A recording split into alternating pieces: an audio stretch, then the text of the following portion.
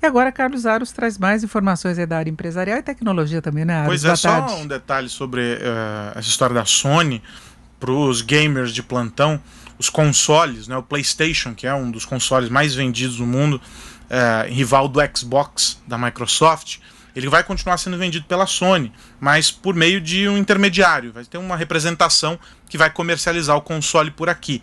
E aí ainda não há detalhes a respeito, o comunicado surgiu hoje, mas a Sony deve manter essa operação, afinal de contas o segmento gamer é um segmento bastante importante. Então alcançar o mercado brasileiro, com que tem também um alto consumo de jogos eletrônicos, é importante. Daí que eles vão manter essa operação por meio de uma representação. Algo similar ao que outras fabricantes fizeram já há algum tempo atrás.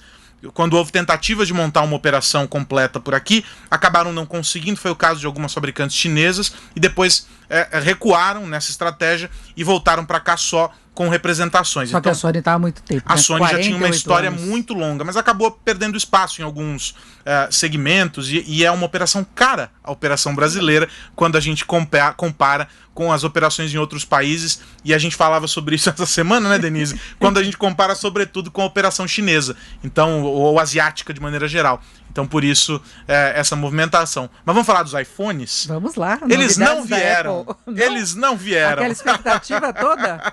Havia expectativa. A gente já sabia por meio de alguns rumores aí de mercado, alguns analistas já haviam publicado algumas coisinhas, dizendo que seria um lançamento diferente. Aliás, ele foi inclusive no clima, Denise, porque como não houve a possibilidade de fazer o lançamento ao vivo com plateia, foi um lançamento mais frio, vamos dizer assim, com os VTs, como a gente costuma chamar, não é, gravados, e as participações muito bem editadas, visualmente muito bonitas. Mas tem novidade? Mais frio, tem novidade. Só tô dizendo que o clima do lançamento foi diferente, eu estava acompanhando, assim como todos puderam acompanhar, achei apenas que não online. Teve novidade. Então, a novidade é que a não novidade é que não tem iPhone.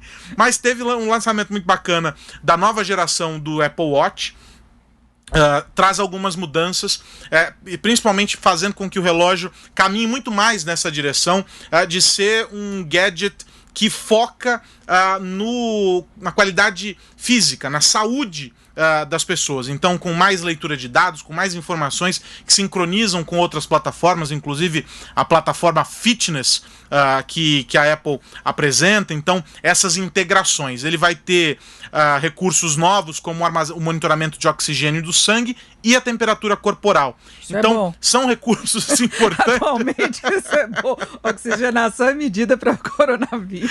Então, e febre, eles pensaram nisso já? Então, são recursos importantes para aqueles que praticam exercícios, e cada vez mais os relógios inteligentes têm funcionado muito bem para esse perfil de público, Denise. E aí tem um outro detalhe, é que a Apple resolveu também lançar uma versão de baixo custo do relógio. É o Apple Watch SE, seguindo aquela mesma lógica dos iPhones, que tem lá a categoria SE, que fica entre o antigo e o novo, um intermediário, que tem um preço mais em conta. Agora, a grande novidade mesmo é essa migração da Apple, Denise, para um novo modelo, que é o modelo de serviço. Eles anunciaram uma plataforma chamada Apple One, que vai ter disponibilidade para o indivíduo, para a família, ou numa categoria premium, que vai custar muito mais caro. O que é o Apple One? É a integração entre uma assinatura mensal que dá o direito a o Apple Music, Apple TV Plus, Apple Arcade e 50 GB de armazenamento no iCloud. Então, esse Apple One integra esses serviços digitais da Apple em um único ambiente com uma única assinatura. Em vez de contratar separadamente, a Apple faz um pacote, reduz o custo e esses serviços digitais são contratados por ali. Isso faz parte, Denise, de uma estratégia que vem sendo perseguida não só pela Apple, mas por várias empresas, que é a de colocar no mercado mais produtos e serviços digitais e menos dispositivos para serem comprados. Porque cada vez mais o tempo de vida útil dos aparelhos aumenta. E agora as pessoas passam a assinar muitos serviços online. E essa recorrência da assinatura gera uma receita importantíssima para as empresas. A Apple descobriu isso, claro, porque ela vende muito aplicativo, muitos serviços pela App Store. E aí ela levou isso para outras categorias, como o TV Plus, o próprio Arcade, que é um serviço de jogos online. E aí junta tudo isso num pacote. Muito parecido com o que a Amazon tem com o Amazon Prime, que integra o serviço de o e-commerce, com música, com vídeo e outras categorias de produtos deles. A Apple lança um produto nessa mesma linha. Lembrando que a Apple sempre aposta em um produto com um perfil um pouco acima da concorrência, mirando um consumidor um pouco mais premium. Mas eles perceberam que tem que baixar um pouco esse sarrafo e por isso estão colocando alguns produtos de entrada e fazendo pacotes diferenciados para essas assinaturas. Em relação ao smartphone, para no 11, é isso? Não para no 11. Deverá acontecer um anúncio próximo. Ocorre que os planos das fabricantes para dispositivos foram adiados em função da pandemia.